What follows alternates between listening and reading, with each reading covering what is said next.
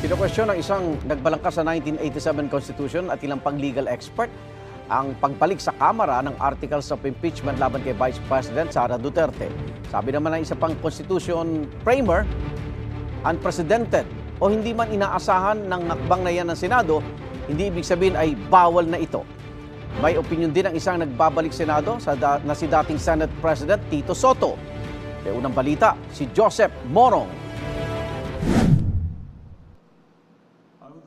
Tingin ni Senator-elect Tito Soto, hindi na kinailangang ibalik sa Kamara ng 19th Congress ang Articles of Impeachment laban kay Vice President Duterte dahil sila naman ang naghain nito. Sa halip aniya, pwedeng iratipika ito ng papasok na Kamara sa 20th Congress sa pamamagitan ng isang resolusyon. Isa si Soto sa mga uupong Senator Judge kapag nagpalit ng Kongreso sa June 30. Dagdag ni Soto, tanging Korte Suprema ang may kapangyarihang magpasya kung may paglabag sa saligang batas at hindi ang Senado o Impeachment Court.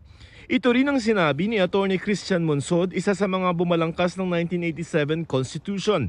Ang naging hakbang daw ng ilang senador tila pagdiskaril sa impeachment proceedings. These people have another agenda other than obeying the mandate of the Constitution. Kasi self-executory yung Constitution eh. Nakakalimutan yata nila that they are senators because the people voted them as senators. They are senators of the people. They are not senators of Vice President Duterte. Dapat mag-inhibit themselves if they have any integrity.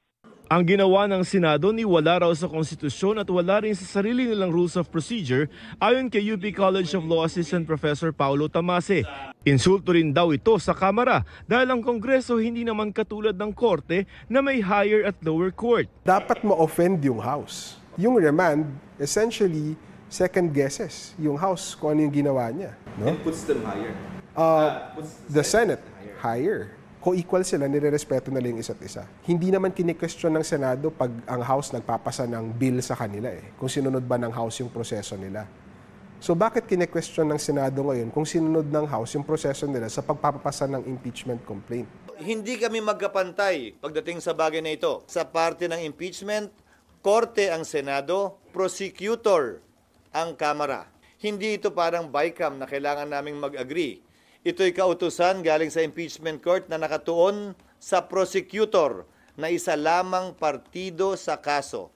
Ayon naman kay retired Associate Justice Adolf Ascuna na isa rin sa nagbalangkas ng saligang batas, unprecedented o hindi pa nangyayari ang ginawang pagbalik ng impeachment complaint.